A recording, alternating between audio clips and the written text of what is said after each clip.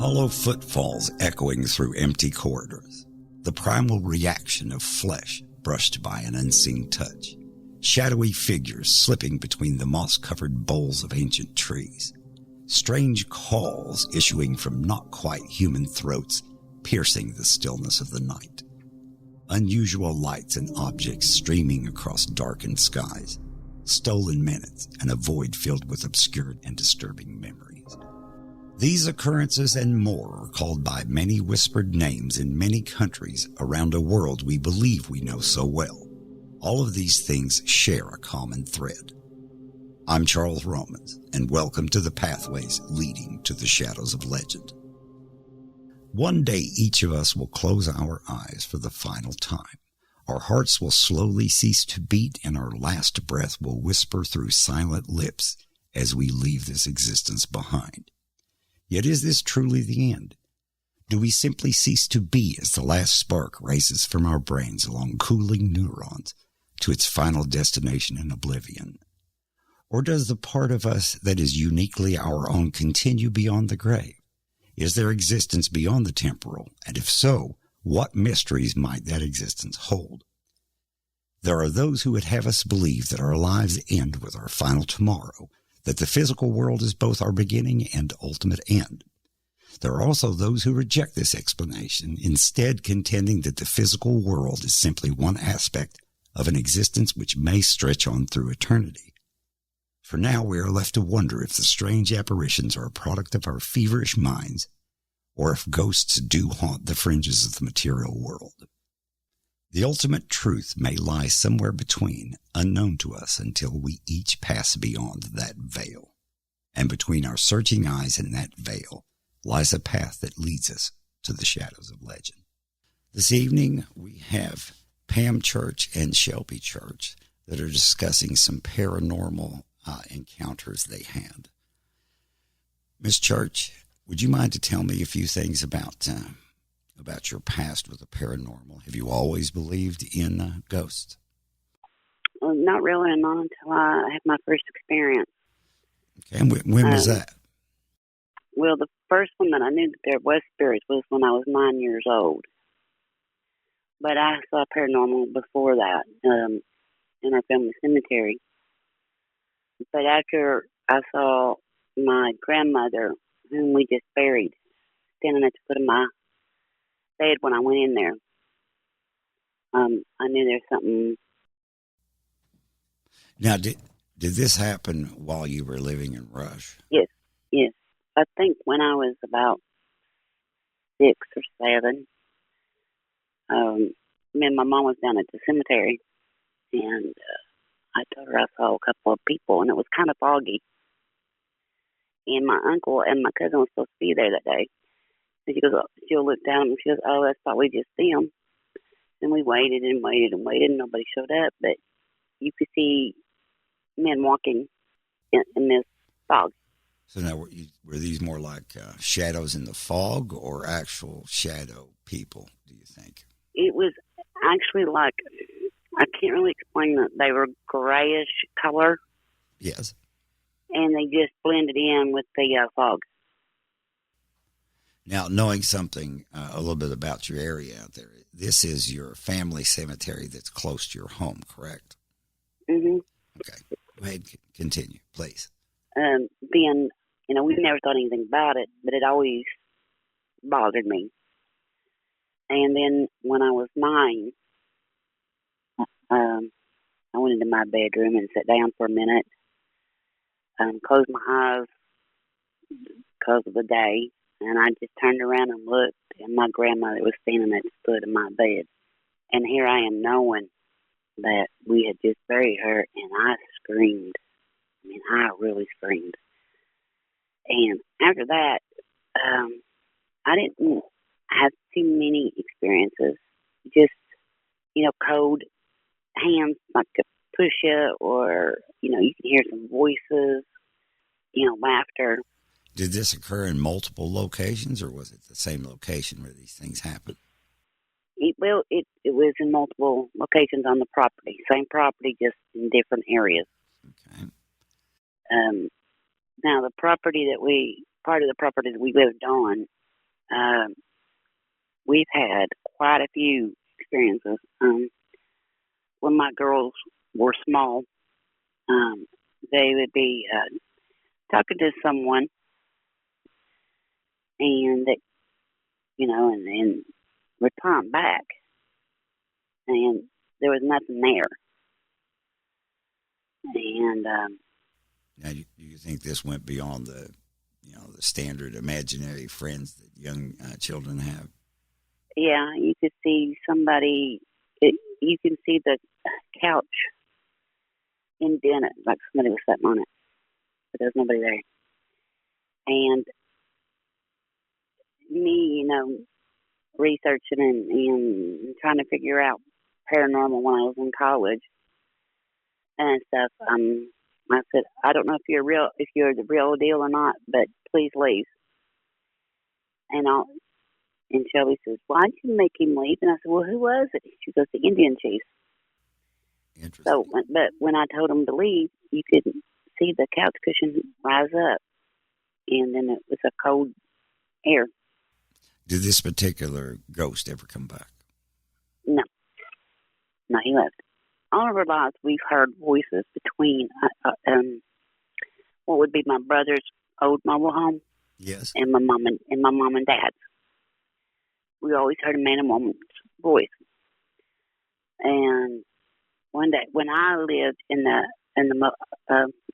one mobile home, yes, back door just jerked up for no reason. It might help to describe to people where exactly. A little bit about the geography where these two trailers are sitting, how close they are to the nearest neighbor, and things of that nature. Okay, well, the two trailers together was about 50 feet, Okay. 25 feet. And a close neighbor is 150 feet, maybe, or more. Yes. I'm not very good on how far my distance is. So what you're saying then is that there's not a close enough neighbor to have accounted for the voices you heard. No. Okay. Not at all. That's what I was trying to clarify. Okay. No, there was no. We're not near enough to where we can actually hear them. And they also live on the opposite side of the road than we do. So, but the back door just jerked up for no reason, and you feel this cold draft take over you. And it was pretty freaky. I would say it would be. And when these type of things happened, how did you feel about it? I don't know. Needless to say, I'm sure you were uncomfortable. I was very uncomfortable after that because I was pregnant at the time with my first daughter, and I was on bed rest. Okay. And it was very scary to be, I guess, attacked like by something you can't see. And it's a given that this area is, loggers, coal miners, and things of that nature. So it just made me, want to research a little bit more. I see. And what did you find out through your research? I found out that there is things out there that can't be seen or explained. You can feel them, you can hear them. You just can't explain it. It's like a mystery that revolves around a certain area. And this area, back in the 1940s, was also a part of the work program that the government had at the WPA. Yes. My grandfather helped build this road. Oh. And he said there was at least about 3 to 5 men a day hurt or killed. Because that you had to bring your own tools. There was no safety precautions or nothing. I see. So, but I've never found any stories or reports that, that was the fact. But I would tend to believe him more than people not wanting to report deaths like that back then.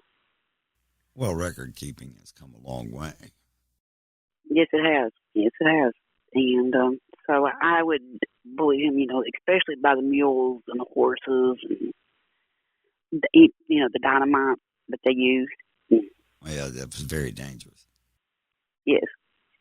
And if you come across Rush Hill, you can see the indentions when in the late 1800s it was a coal mining town.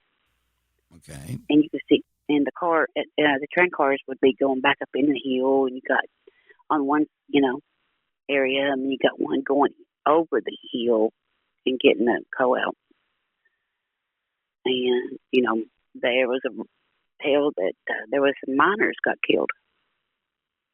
And I've never seen a story on that either, but, people don't want to, back then they just paid the families off to keep them quiet, That has happened a lot in the past. Yeah, it has. And in my genealogy search, you wouldn't believe how people would try to hide things, the paranormal, or their spouses or children get killed. Back then it was a tough time, so they took the money and run.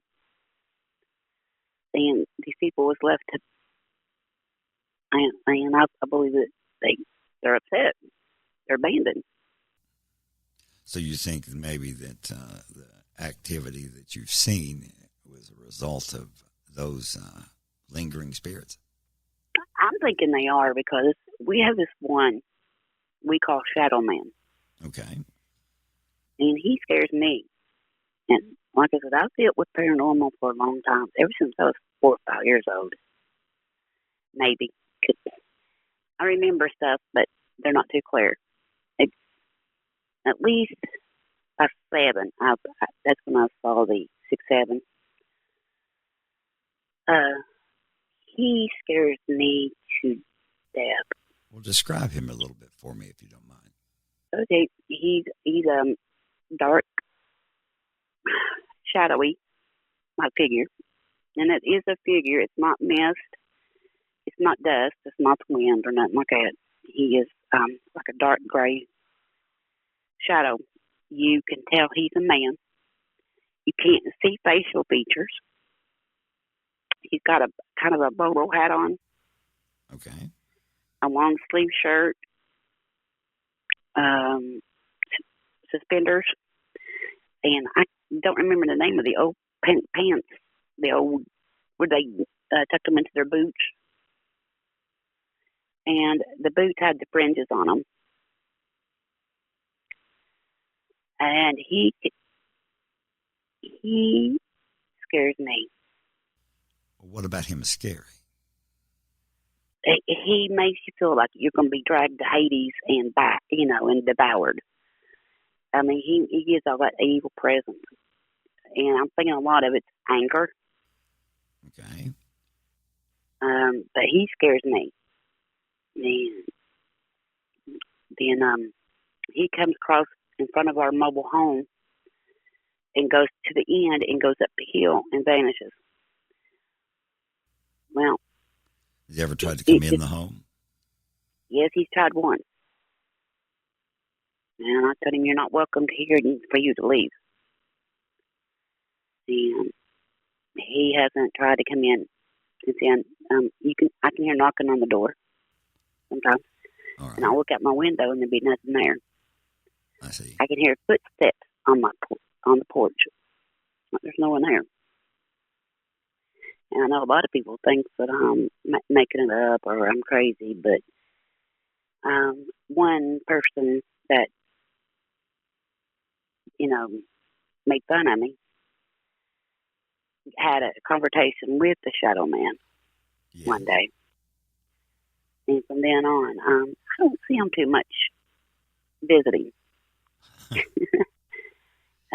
it just took the one, to, and they didn't think I was crazy anymore. So the one experience made a believer of them then. Hmm. And my husband, who's never dealt with anything like that, thought we was also crazy. And a few years ago, he was sitting out on the porch, and he saw the figure, and he apologized to me. And then a couple of days later, he was walking the dog, and the voice from the coal mine said, "Hey, what are you doing?" And when I was a kid, it told us, "Go, get away." But he didn't want us there. So it had a different message for adults and children then. Yeah. It was like, you're, with my husband, it was like he was entering his domain, and as with us, he was trying to protect us as kids. I see. That's how I felt. And then there is two other shadow people, but then we only see them when Shadow Man comes out. It's like you look at them and you feel peace. I mean, they're dressed in the early to mid 1800 clothing. Yes. Like you can't see their facial features, but you can tell the difference in them. And they will walk up the driveway and go out where he went. And you feel this calm and present feeling with them. It's just like a motherly love, or a grandparent's love. So do you think these are like protective spirits then? I think so, because a little is known about this area. There's actually 7 cemeteries within a 2-mile radius of my home. And that's counting our family cemetery. Well, for 100 years, people buried in family cemeteries that were usually part of their property, which is in fact the case where you live. Yeah, because his name, we always thought it was the couple was Polly and Bright Fannin. Their grave is not even a fourth of a mile down the road and up on the hill. And they settled here.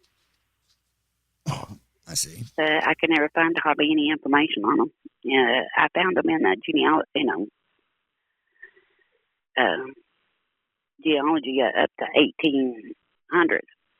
And then my brother said he remembered going up to that grave, and their death date was like 1864, 1865. And there was other graves up there, but it was so bad you couldn't read the, stones. Unfortunately, I never got to go up there.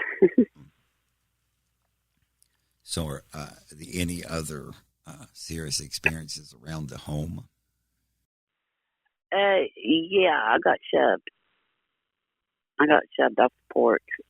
What happened there?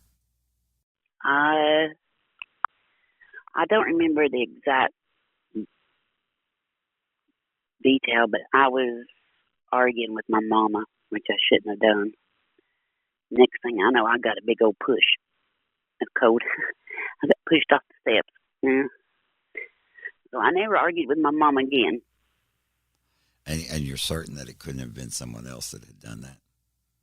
No, because there was nobody here but me and her.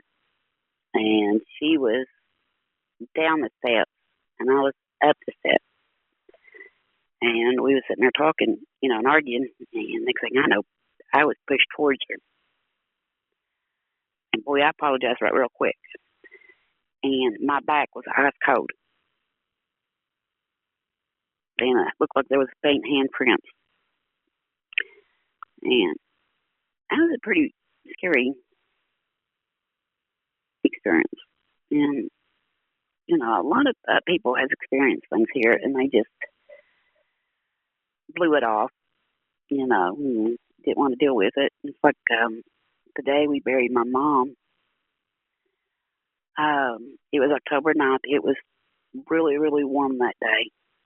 The wind was just perfect. You couldn't ask for a better day for a funeral, I guess. I don't know if that sounds cold or not. Um, when we was sitting under the tent giving last rites before they buried her, the wind stopped blowing and the birds started chirping. Everything just stopped. And when Mama was placed in the ground, and they said, "Amen," it was like this big old gusty wind came, hit everybody. And then the birds started chirping and the animals started going on. It's like they were, it was like that the animals was grieving for her. The birds were, because she loved birds. And for about, I don't know, a year and a half, all I did was see crows down there around her grave, around the cemetery, and they were protectors. They wouldn't let us go and cut the grave. We get dive bombed. And finally they eventually left so that we could, carry on. But a lot of people that was there that day didn't come back. Now, changing just a little bit here, you had mentioned to me before that one of your daughters had an experience in the cemetery as well when you were with her. Could you tell me a little bit about that? Well, Shelby and Bree is my autistic daughter. Okay. And we took a picture of her at the family cemetery. Well, Shelby did, because I didn't go. I just let Randy, Shelby, and Bree go and have father-daughter time, Okay. And Shelby took a picture. I always told her to take a picture before and after. Well, it was in June when I was taking it. It was like 70 out there. Yes. Nobody smoked. There was no fog. And then when we looked at the pictures, there was a white misty swirl around Bree. And you could see eyes and what could be outlines of people, Well, that's very startling. And then we looked at the second one she took, and there was nothing around Bree. Bree was standing in the same position, same place, nothing. And it was taken by a digital camera. And then everywhere we would take Bree, we would always have an experience. With me, Shelby, and Bree went to meet my best friend at the Ashland Cemetery, because I'd recently found out that some of my relatives was buried there, and I wanted to go see where they were buried. Okay. Well, Bree don't talk much. She don't have conversations much. And she started talking and carrying on a conversation. And I just shook it off. And we walked halfway around the cemetery looking, and she kept having these conversations. And I said, "Bree, what are you doing? Who are you talking to?" And she goes, "All the children." I said, "What do you mean all the children?" She said, "Lots of them." He said, the witch mother killed them. That's disturbing. And in fact, yes, that was very disturbing. And she said one got burnt fire. And I said, "So you're saying," and one was holding a baby. An older girl was holding a baby. And said, witch mother killed them. And the fire killed them.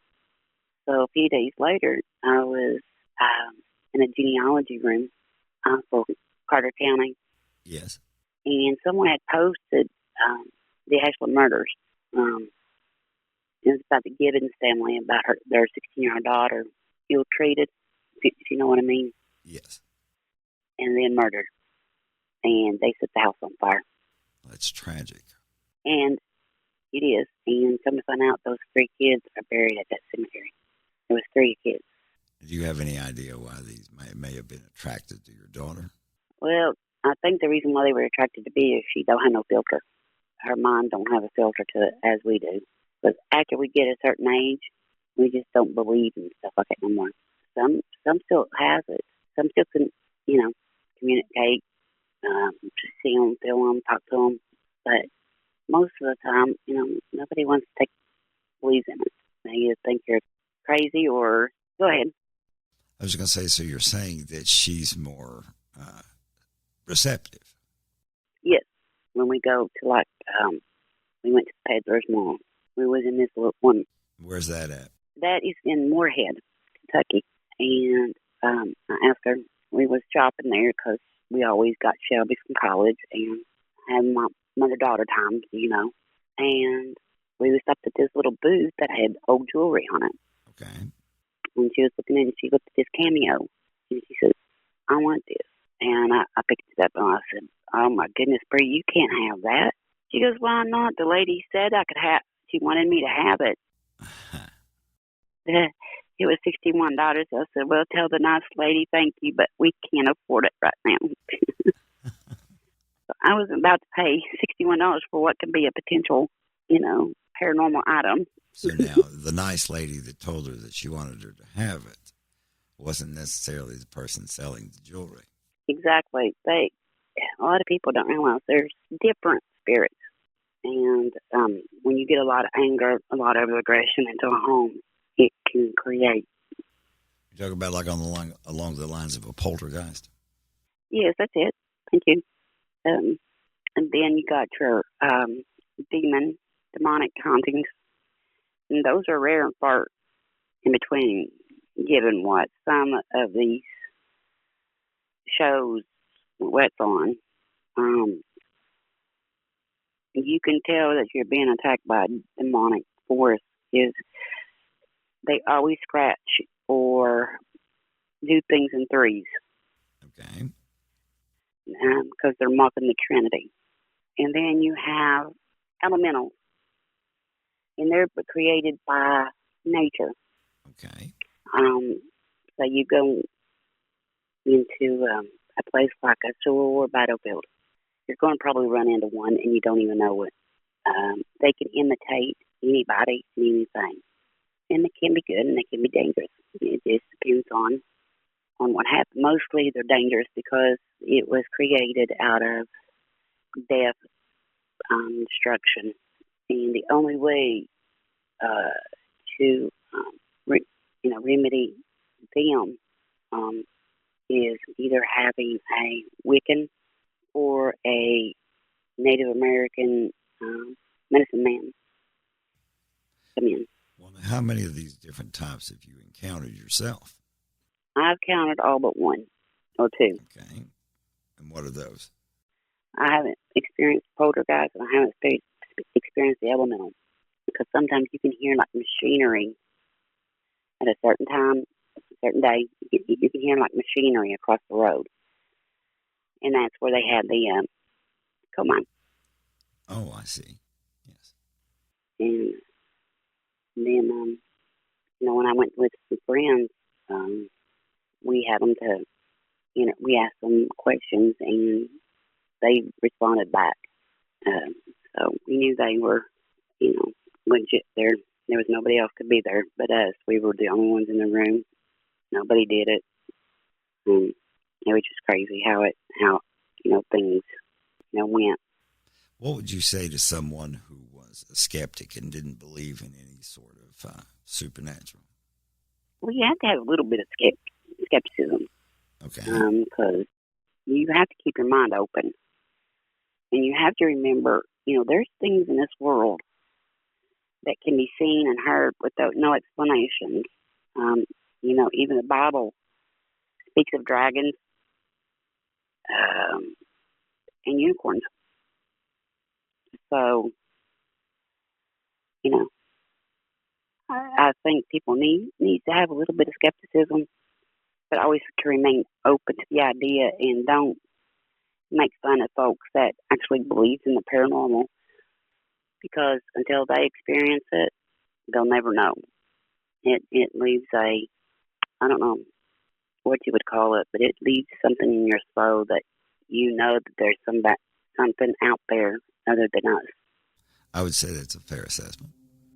Pam Church's gift, or perhaps curse, being able to communicate with the dead, seems to be carried forward to her daughters. I understand that your daughter is there with you and that she would like to share some of her experiences as well. Yeah, this is Shelby, and I'll hand the phone to her. Okay. Hello. Hello, Shelby. How are you this evening? Doing okay. How are you? I'm doing well. Wanted to ask you about some of your experiences with the paranormal. Okay. And if you don't care, just tell me in your own words. Just share your story with me. Well, the first one would be where we live at.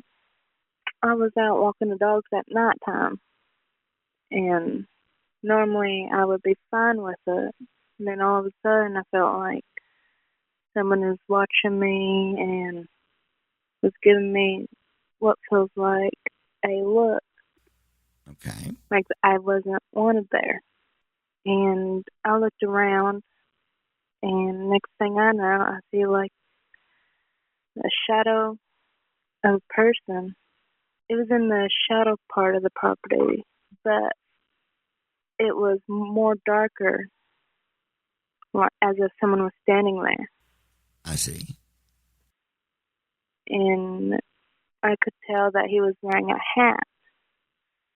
It looked like one of those old-time hats, like the cowboy hats, but a smaller version of it. Like a fedora? I think so. Now, did he approach you? No, it never approached me, but it would just stand there, and then next thing I know, it disappears, and I'm like, yep. So how did you say you were walking the dog, how did the dog react?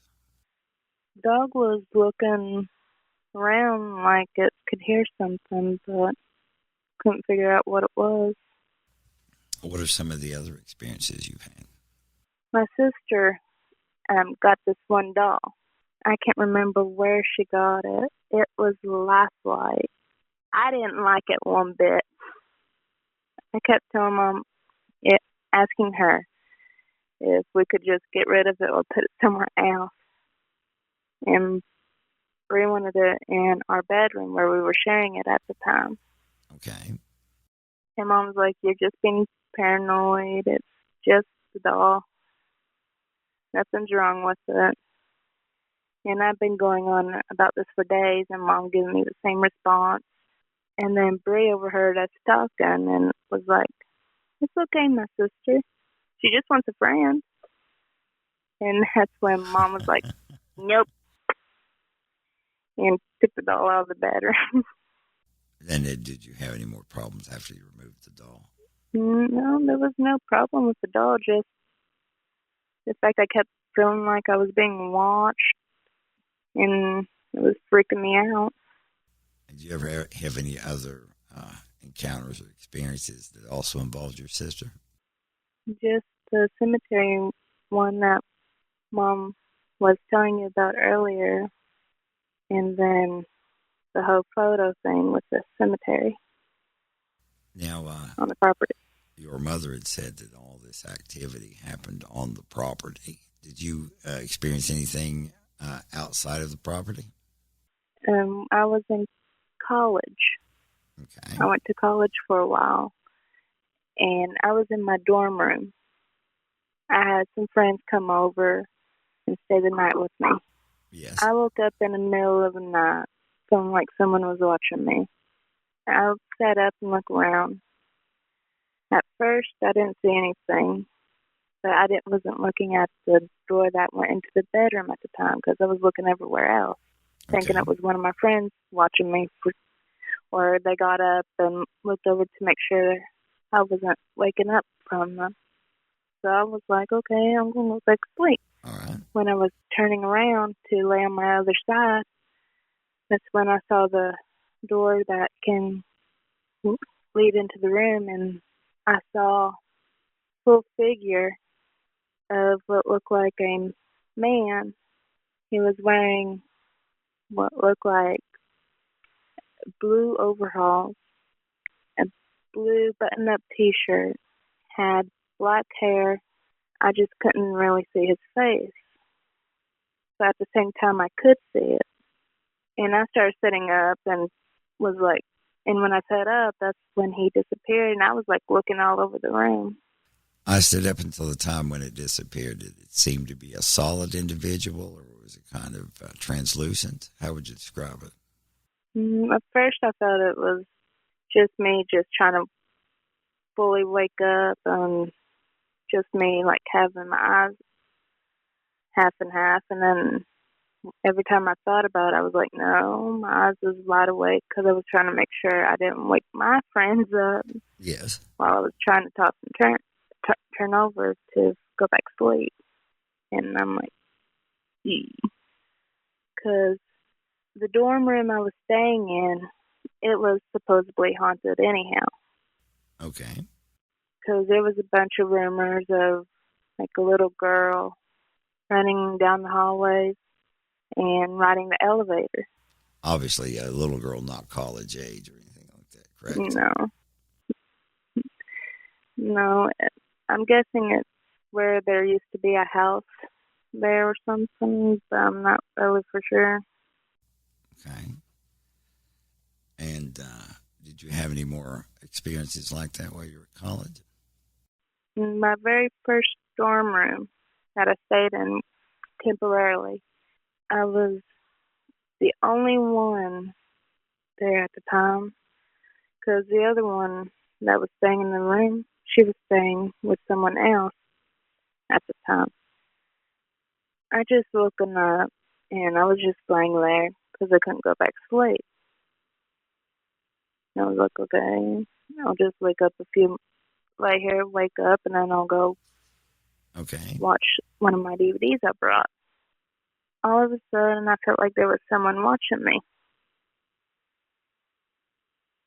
And I thought it was weird, or I was getting paranoid where I was the only one in the room. Or I was still trying to wake up and something. I looked over to where my closet area was, and next thing I know, I see like a white dress and the figure of a woman, but I could tell she had black hair because some of her hair was like over her chest area, but I could not see her head at all. No facial features or anything of that nature? This was in a different dorm room I was staying at before I moved into the other one. And how long did you see this figure? How long did it last? Probably for a full minute. Now, I have to ask, when you saw these things, did you ever feel like you were being threatened? Did your safety was in question, or did you think they were just simply strange occurrences? The ones in my dorm room, from the dorm rooms, I just felt like they just wanted to be acknowledged that they were there. I did not feel any threats from them at all. The one from the property, every time I'm outside and he happens to be there, I always feel like that he does not want me to be there at all. Well, do you think it's a danger to you, or just doesn't want you in that area? I think that he just doesn't want us here, but I don't think he will be like a big threat like he would do harm. Well, I appreciate you both taking the time to talk to me today. Thanks for being here, and you have a good evening. And you too. This is Charles Romans, and on behalf of myself and our guests, thank you for joining us on this walk through the shadows of legend. If you like what you heard, please follow us and visit our website at shadowsoflegend.com and support our Patreon page to help keep the content flowing. And if you would like to be a guest and share your own brush with a stranger paranormal, don't hesitate to email us and include a contact number. The strange and surreal, the normal and the paranormal are all aspects of the world in which we live. As you reflect upon the stories we have shared, keep in mind that the people sharing these stories are actual, real people just like us. Were the stories shared compelling enough to be given credibility, or should they be relegated to the deeper part of the shadows? But when determining this, it might be a good idea to keep an open mind, because when we look around, we might discover that our own world is less brightly lit than we once thought. Until next time, I'll be waiting for you in the shadows of legend.